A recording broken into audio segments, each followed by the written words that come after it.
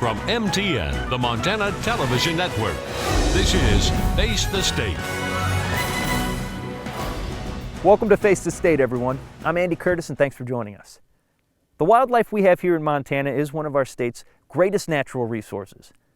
It's a resource that every year brings in millions and millions of dollars through both hunting and wildlife tourism. But sadly, it's also a resource that is currently under attack by an almost invisible threat.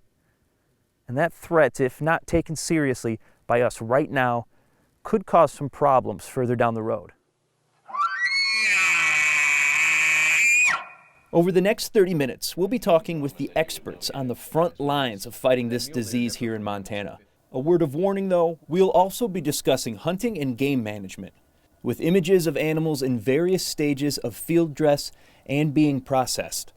For most of the time, the animal is infected and out there spreading it among his or her peers in the herd there looks totally healthy to us. We wouldn't know the difference.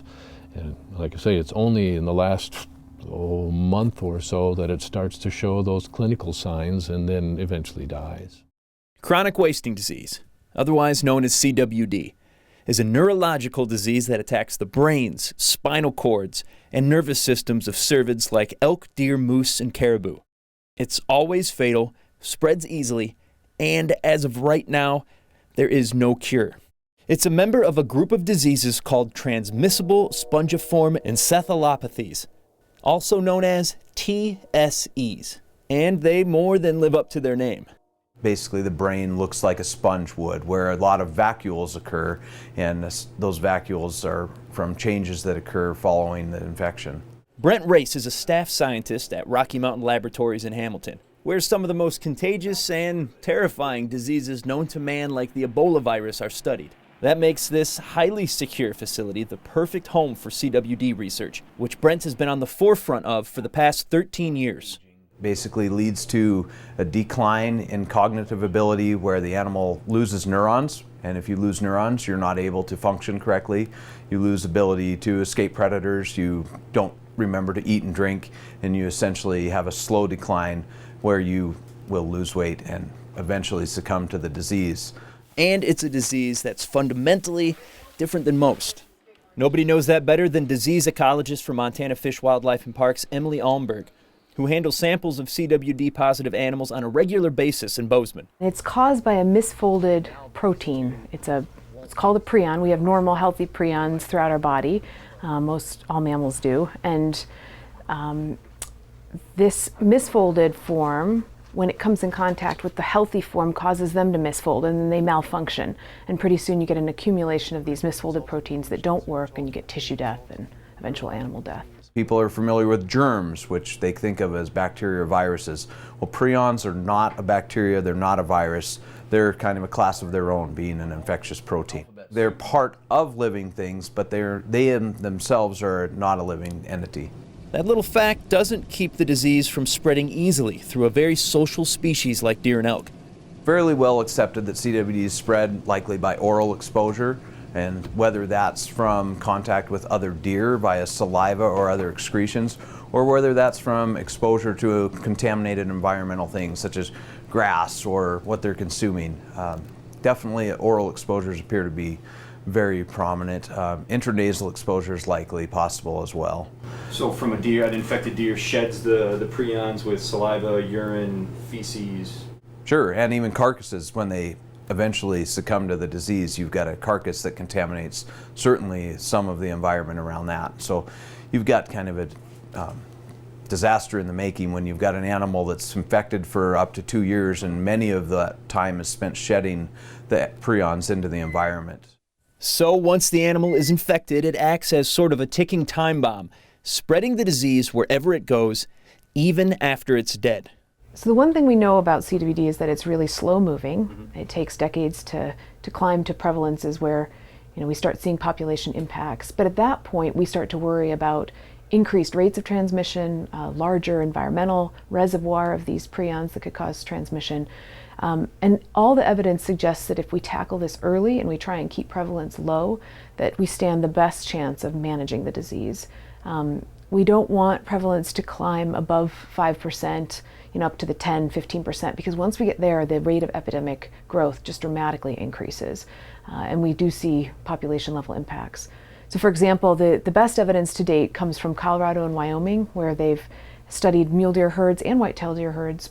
And in Wyoming, for example, they've got a herd that they've documented, on average 20% declines annually in a pretty heavily infected herd. And that's a pretty frightening statistic. Similarly, in Colorado, they've documented a 45% decline in their mule deer herds over a 20-year period, and they think a lot of that's attributable to CWD in particular areas. So the jury's out whether at that point it'll be easy to turn the tide back. We're trying, those states are trying, but we think if we can try and manage it now at low levels, we'll stand the best chance of keeping it under control.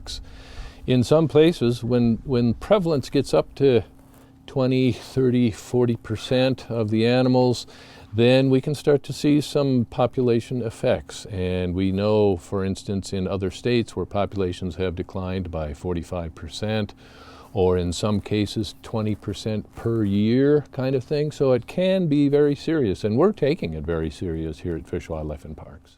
So mortality in deer and elk comes from a lot of different things, whether it's hunting pressure, whether it's predation, whether it's natural elements, whether it's poor fawn recruitment rates in some cases. Certainly survival of wildlife. It's a feat for them to actually live through the first year. But when you start to add an infectious disease to the landscape like CWD that's capable of killing 10 to 20% of the population per year in areas where it's really heavily infected, that's an additional level of loss that populations often aren't able to accept. And so then if you had an excess amount of animals in an area, now you no longer have an excess. Maybe you don't have animals available to the public.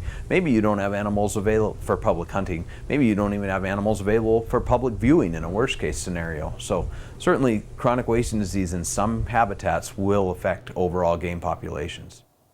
An infected deer or elk could already be facing a death sentence and never show the signs, which can be a real problem for those at FWP, like Game Management Bureau Chief John Vorey in Helena, who is focused on spreading information on the disease. CWD is not something like a harsh winter where all of a sudden a lot of deer die, or something like blue tongue or EHD outbreak where people are seeing a lot of deer dead on the landscape. CWD is more insidious and more creeping in that way. It takes a long time, sometimes decades, 2 to 3 decades before, if left unmanaged, prevalence could get high enough that we would see any population impacts. I mean, it took 30 years or so in Wyoming and Colorado for them to see population impacts. We don't want to get to that point.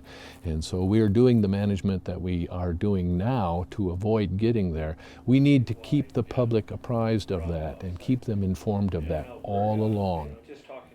Leaving the disease go unchecked could not only have consequences for the deer and elk populations, but the economies built around those animals. According to Montana Fish, Wildlife and Parks, elk, deer, and antelope hunters spent around $324 million in Montana in 2016, supporting more than 3,000 jobs. In the study of the impacts of CWD on the hunting community, published in the Human Dimensions of Wildlife journal, it was estimated that Wisconsin saw a 9.9% decline in hunter expenditures from 2001 to 2002. Adding up to an estimated $55 million lost because of the disease. Right now, there is no indication of a decline in hunting related to the disease here in Montana, but those numbers could be a glimpse into the future if chronic wasting disease takes hold. That's a future that could cause some issues for people like Montana Outfitters and Guides Association Executive Director Mac Menard, but a challenge that the organization is up for. This is a complex disease, and the responses to it are frankly somewhat untested. I mean, we're plowing new ground here at times, and it may be the best business practices or best practices at the time, but we may see other things coming.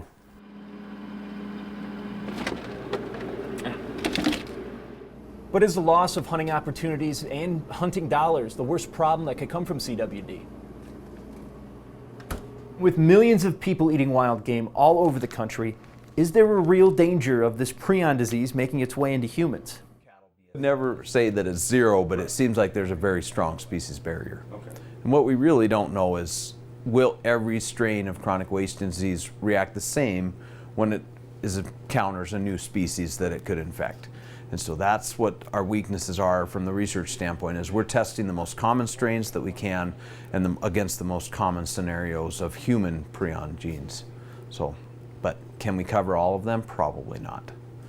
And will CWD likely continue to change some? It could. Tests that allegedly supported that nightmare scenario, where the disease had jumped the species barrier, were presented in 2017 by German and Canadian scientists, showing that macaque monkeys who were genetically close to humans contracted the disease from CWD-positive meat.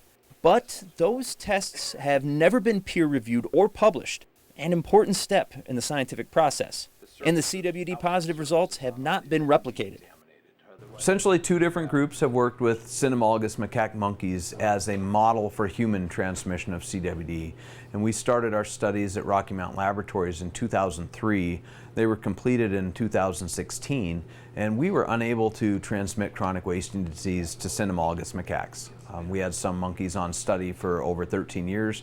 None of them developed clinical signs, and none of them appeared to amplify chronic wasting disease in their brains. And we used very sensitive diagnostic tests and saw no evidence of transmission. Brent and the scientists at Rocky Mountain Labs didn't stop there, conducting a wide range of experiments with similar results. One model that we've spent a lot of time here studying has been actually a mouse designed to have human prion proteins.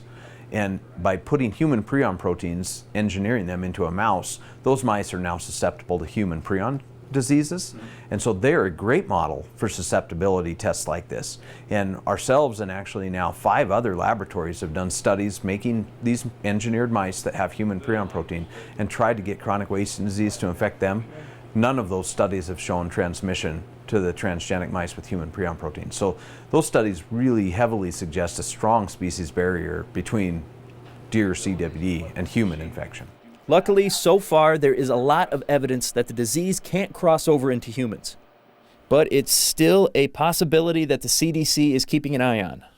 The Centers of Disease Control and the Prion Disease Surveillance Center at Case Western University do keep an eye on human prion disease. And by keep an eye on it, I mean like they're registering people who have knowingly consumed chronic wasting disease. They're also watching the populations in areas that have high levels of CWD, like Wyoming, Colorado, and Wisconsin. Specifically, they're looking for an increase in prion diseases in human population compared to humans that aren't consuming CWD. And they're also watching for things like an increase in prion disease in humans that are young, say 20 or 30 or 40 years old. This would be abnormal for humans to contract prion disease at those ages. And so if they see an uptick in young humans getting prion diseases, and those happen to overlap with humans living in areas and consuming infected cervids, that would be a huge red flag that maybe we've got a breach of the transmission barrier and that humans are getting chronic wasting disease. Fortunately, to date, they have not reported any such increases. Even still, the CDC and FWP both recommend not eating meat from known infected animals. That's because honestly, at this point in time, too little is still known about the disease to make sure that it's 100% safe. And because it's happened before. A good example of a similar TSE is mad cow disease.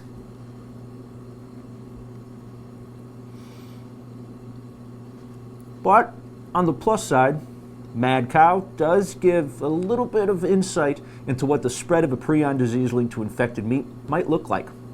We've had chronic wasting disease around now for longer than mad cow disease was in Great Britain. So the difference might be the number of exposures we're seeing are still low compared to Great Britain, where they had several million BSE infected cattle enter the food chain.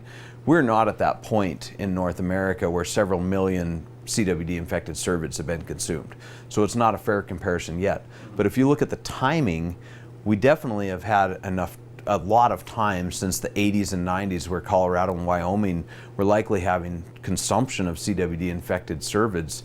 We're out now to almost 2020. That's a long time, even probably long enough for prion disease to show itself, and we're not seeing an increase in humans infected with prion disease in Colorado and Wyoming.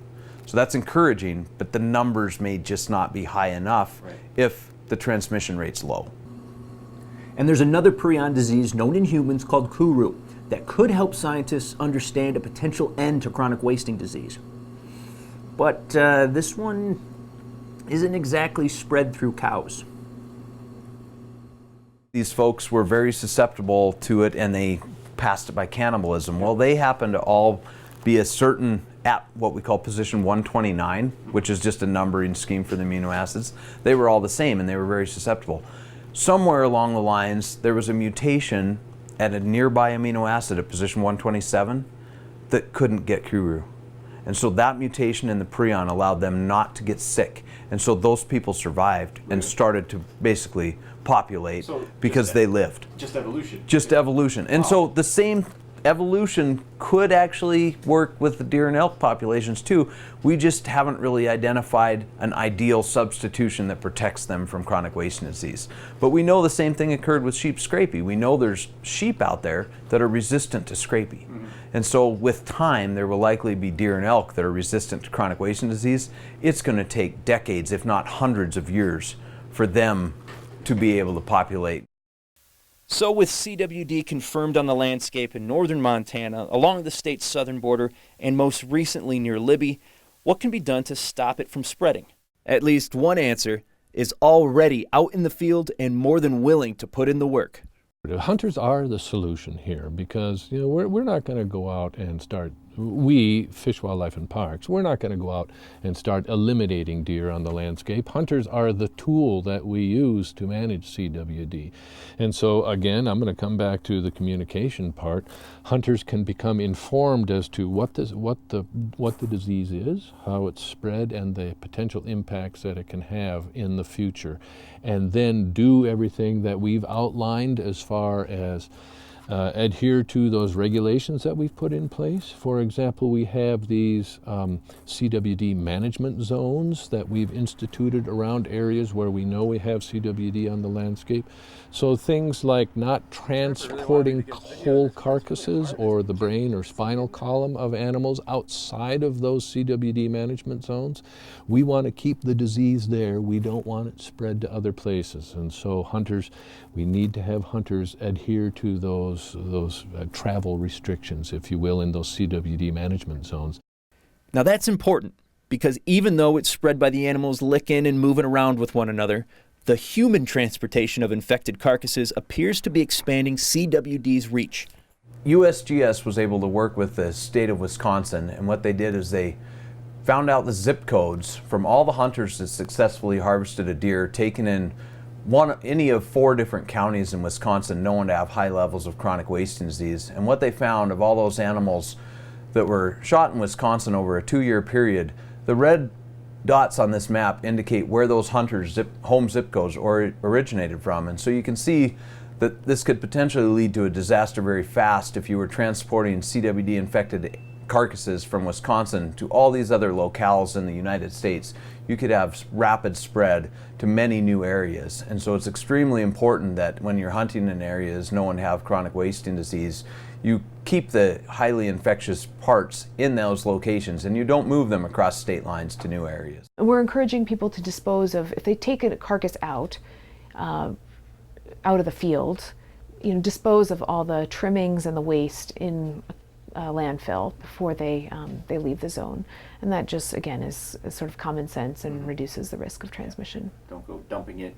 Yeah, don't go dumping it. And that's a big message we're trying to get out this year. Just try it. That's I think a cultural habit among some families and people that just, they think it's, and it makes sense, right? I mean, you could be putting out a carcass and at least scavengers are cleaning it up. But, with CWD on the landscape, it's probably not the best idea. We really would encourage people to take it to a landfill, dispose of it properly.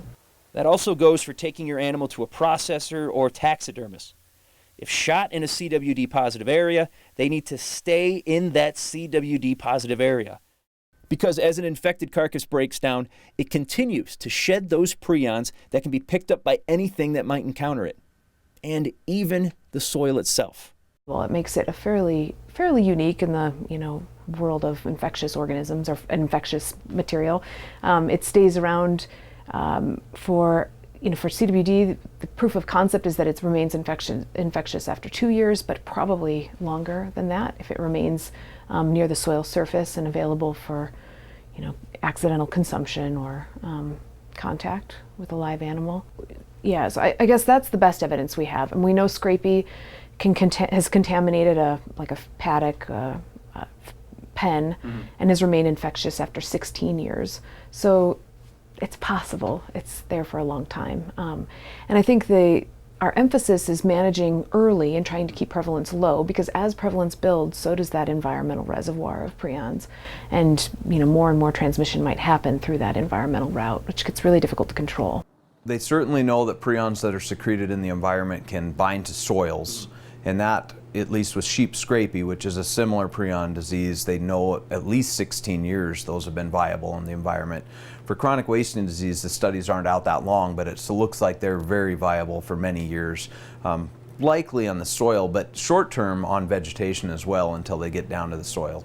So sadly, once it's in an area, it's there for a long time. That makes early detection and surveillance when numbers are considered manageable crucial. A strategic sort of statewide surveillance plan that allows us to rotate around the state and look for it pretty intensively, so that when we walk away we can say with some confidence that it's absent or below some threshold. So that's part of it. Then the next step is, once we find it, we try and figure out exactly what the prevalence is and the distribution, and then develop a herd-specific management plan. And the tools that we have at our disposal include things like reducing buck-doe ratios. So bucks are 2 to 3 times more likely than does for mule deer to have the disease. And so trying to keep that segment of the population lower seems to be important for managing transmission. General population reduction may help, or hotspot removal. So areas where we know that there's a lot of infection, trying to really hit that hard with hunter harvest to keep that infected population down so that they don't spread the disease. And then the last tool, which we haven't implemented very widely yet, but I think would be a really important one long term, is finding ways to reduce the number of artificial food sources or sort of point sources that allow deer to come in. So things like salt blocks or unfenced haystacks that are big attractants for deer, local deer or elk. Other point sources like that where we know deer could come in high numbers and be in very close contact, which would facilitate disease transmission. And all this is only possible with hunter assistance. Anyone who collects something even outside of our priority areas can take the sample themselves and then ship it to us here at the lab, and we will send it out to the testing lab at Colorado State University and report back to the hunter. And so this is a change because we'll be covering that cost and accepting samples from pretty much anywhere. The key again is that we're asking hunters to collect the sample themselves. So we're going to be beefing up our videos online and hopefully training opportunities, trying to teach hunters how to collect those appropriate samples. These samples are only as good as the hunter data given, so accurate reporting is vital. We're asking people to go on to Hunt Planner and try and find exactly where they hunted and click on that spot. And these plans also help keep an eye on human health. Although we don't have CWD in humans yet, it's important to know where CWD is and where it is not, and so that if humans do start to develop odd prion diseases and have exposure to eating and consuming deer and elk from certain areas, we need to know where those areas were and if in fact they did or didn't have CWD. If you're not testing everywhere and you start to see humans with prion disease that doesn't match known prion diseases, you might get a false sense of security that, oh, maybe that's from something else. So it's important to survey many areas to keep track of where it is and isn't for wildlife management and for human health concerns, should it be transmitting to humans. So what does the future hold for management of CWD here in Montana? For starters, FWP has assembled a CWD action team to confront the issue head-on and develop new plans and strategies as more is learned about the disease. With its presence confirmed in over 24 states, this is truly a nationwide problem that more is being learned about all the time. Also, as of right now, all CWD samples are sent to Colorado for testing. But that could be changing too. Test itself is sort of regulated. nationwide, and there are sort of accredited labs that are allowed to do it. And Montana's looking at getting that accreditation, is in the process of doing that. So we hope to have a test available within state, within a year. It just takes a while to get the equipment set up and staff trained and that accreditation process complete. No matter what new information comes to light about CWD, the most important thing moving forward is going to continue to be communication. Now that it's relatively new in Montana, it's on people's radar. But on down the road, people get laissez-faire about it or get apathetic about it, don't care about it, and then all of a sudden we have these management programs where we're trying to keep buck numbers down or overall population levels down a little bit, then we would lose support for it. If we don't have support for disease management, then we won't be able to do disease management. Economic health, wildlife health, and human health all are reasons to take the spread of CWD seriously. That's because we might not have a choice in the future. I think the important thing to remember is that if we don't do something like that, the disease will do it for us. And it may get to the point where it's irreversible with the disease. So we get to a point where we see very few old-aged animals, bucks and does, the population's in decline, and then suddenly we're at a point where we can't really manage the disease or control it anymore. Whereas with management, if we hit sort of the male segment pretty hard initially, there might be opportunities in the future where we could let up a little bit and then resume. And so I don't know, it's hard. There's been a lot of discussion about what's worse, the disease or the management of it. I think long term, the management's definitely a better option. Our role as MOGA is to make sure we're an educational conduit and that we're getting the appropriate material out to folks. This is going to be with us forever. It's probably been here much longer than we've known, and it becomes the new normal. It's not a doomsday thing, and we don't want anybody to think it's a doomsday thing, but we're being very prudent in our approach to it, I think, and recognizing that, it's unlikely that even if we were not to do anything in Montana, even if we were not to do any management, it's going to take, like I said, 20 or 30 years before we start to see some kind of population impact.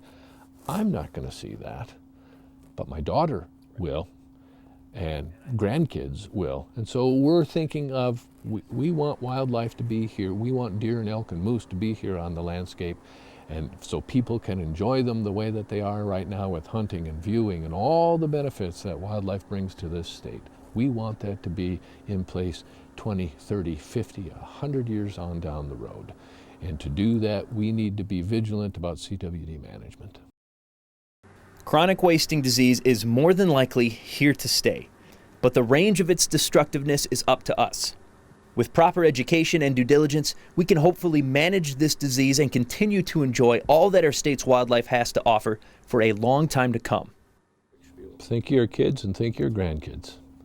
If you're a young person, think about your future, of your future of hunting and enjoying Montana's wildlife in 20 or 30 years. If we don't get on top of CWD management and be vigilant about trying to manage for CWD now, it can have some very serious effects in the future. There is a lot more on chronic wasting disease and chronic wasting disease management that I didn't have a chance to touch on in today's story. So if you're interested in learning more, and you should be, head on over to our website, click on this story, and there you'll find the appropriate links on more information on the disease and how to even properly butcher your CWD positive elk and send in samples to FWP. For MTN News, I'm Andy Curtis. Thanks for watching. You've been watching Face the State, a presentation of MTN, the Montana Television Network.